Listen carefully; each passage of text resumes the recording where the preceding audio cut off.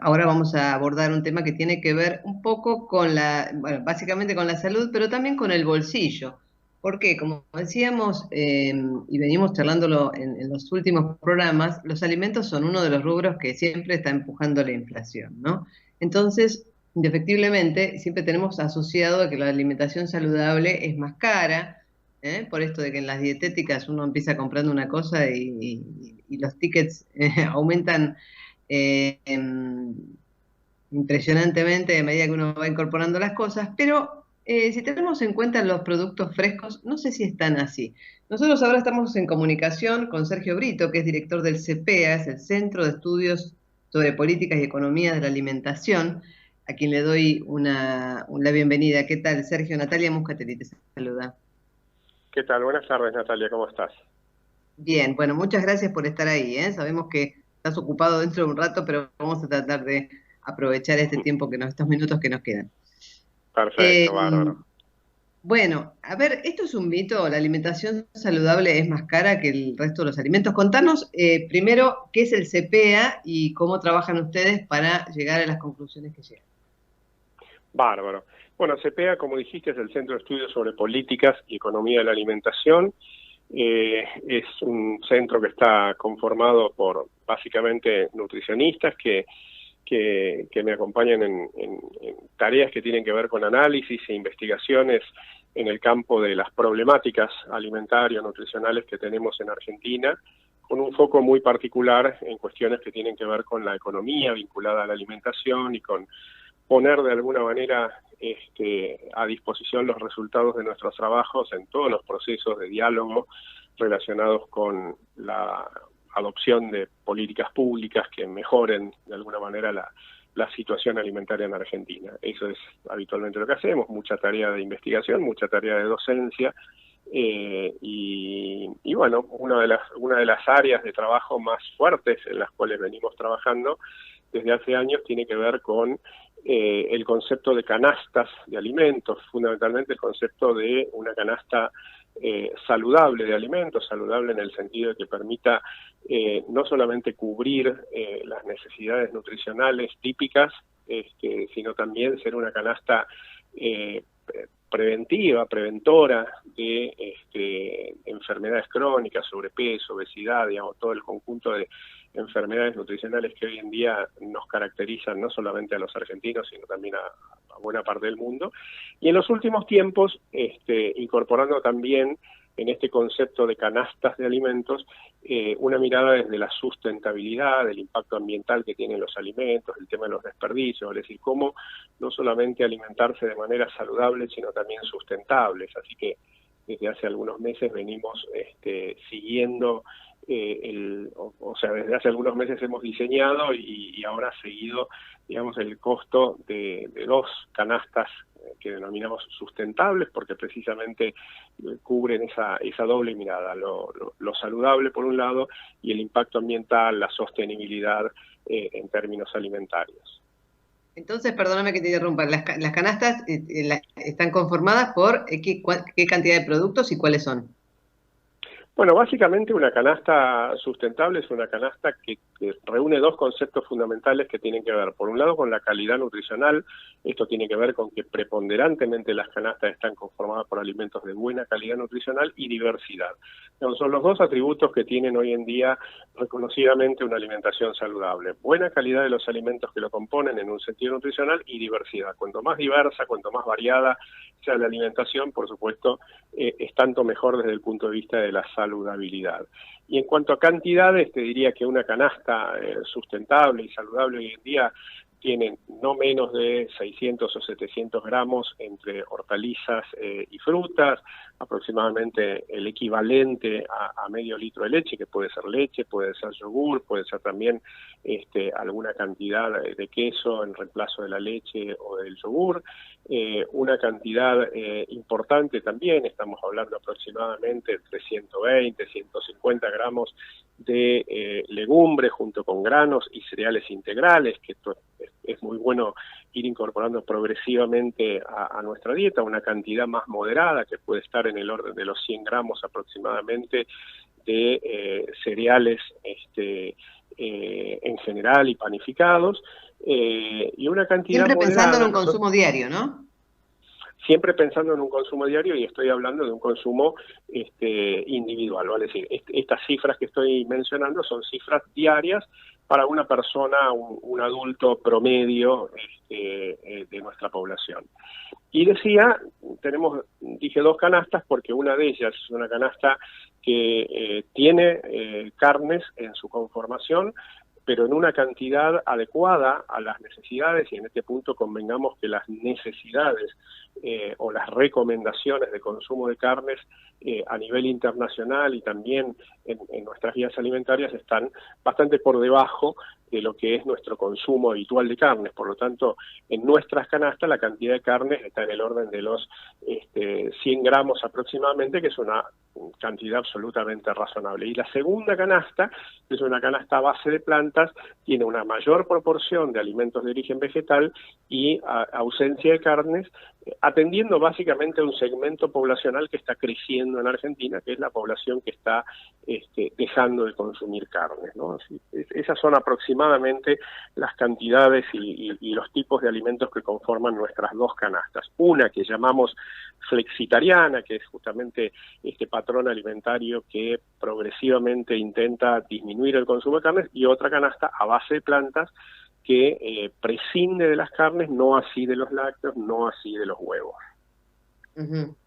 Pero esa canasta, digamos, a base de plantas, puede incluir también otros productos, o incluye otros productos que no son hechos necesariamente a base de plantas. Por ejemplo, no sé, hamburguesas de garbanzos, ponele. Eso no es carne, pero tampoco es a base de plantas. Bueno, en realidad el concepto de planta tiene que ver con lo vegetal, digamos, porque el garbanzo es un producto vegetal, digamos, ¿no? Ahí está. O sea, el concepto de una canasta a base de plantas, o Perdóname, la quise decir, definición... no esos productos que se utilizan en reemplazo de la carne, que tiene gusto a carne, pero que son a base de plantas. A eso me refería. Ah, claro.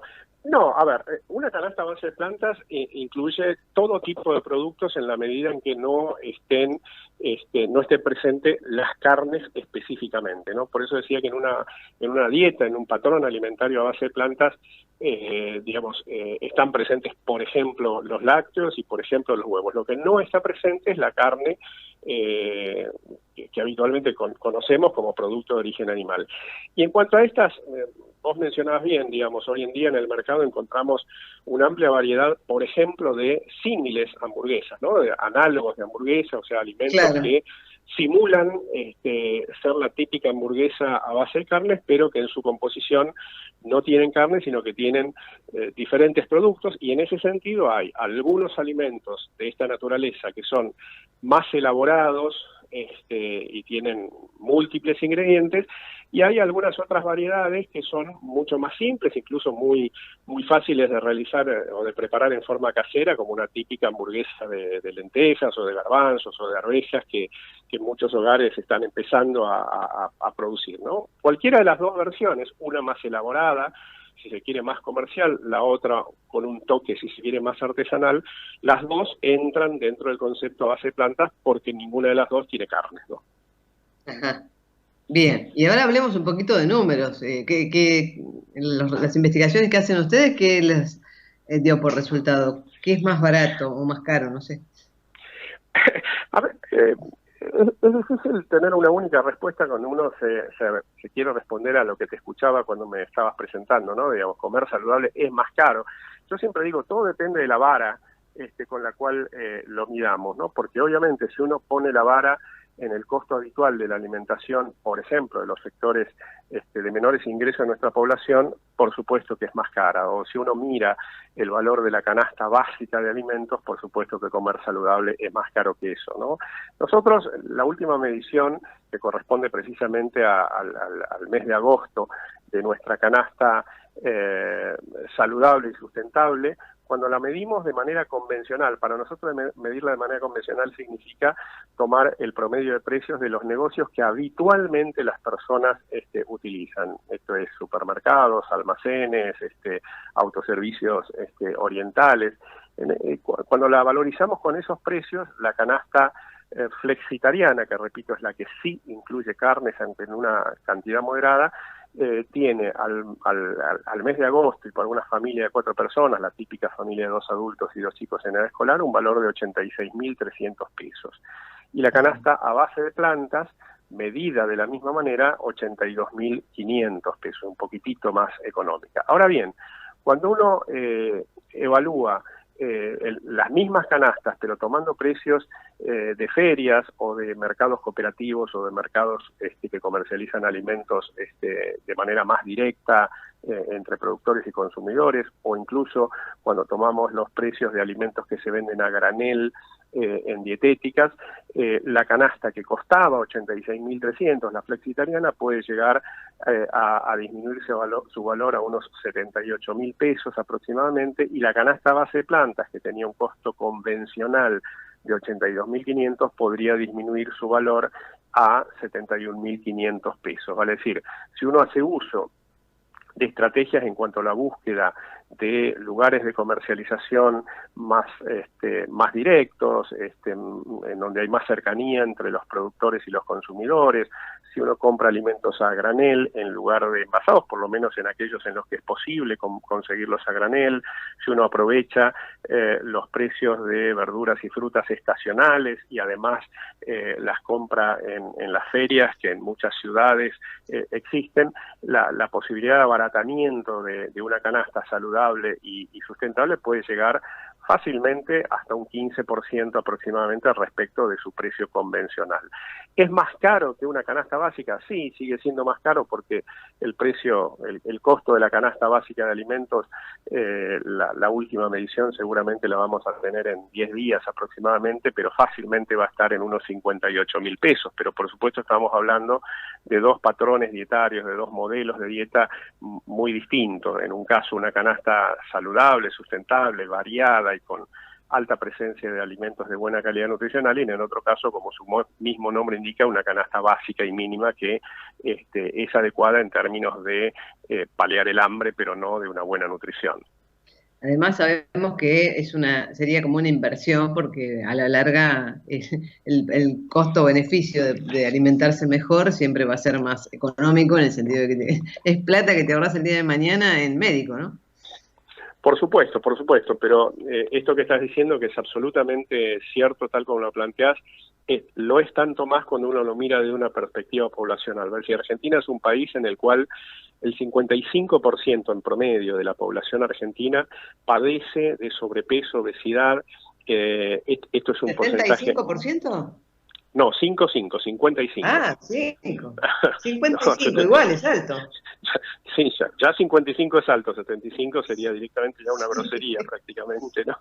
Pero digo, sobrepeso y obesidad, por supuesto que son enfermedades muy vinculadas a diabetes, a hipertensión, a enfermedad cardiovascular, que son todas también patologías que se encuentran en crecimiento en Argentina. Y cuando uno mira esto desde una perspectiva poblacional, obviamente que estamos hablando de una incidencia, me refiero a comer bien, llevar una nutrición saludable, una incidencia en términos de la salud poblacional, en términos de la productividad económica del país en su conjunto, muy alta cuando uno lo mira en un plazo, por supuesto, mediano o largo, ¿no? Con lo cual, por supuesto que invertir en una buena alimentación en el presente tiene una altísima repercusión en la salud poblacional y en la economía del futuro.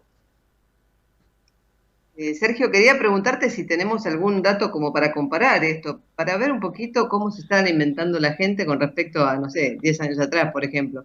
Este 55% de sobrepeso que hoy tiene la gente, digamos, acá en la Argentina, ¿esto es más o menos que hace 10, 20 años? No, es más. La verdad es que la principal manifestación... O sea que estamos comiendo peor.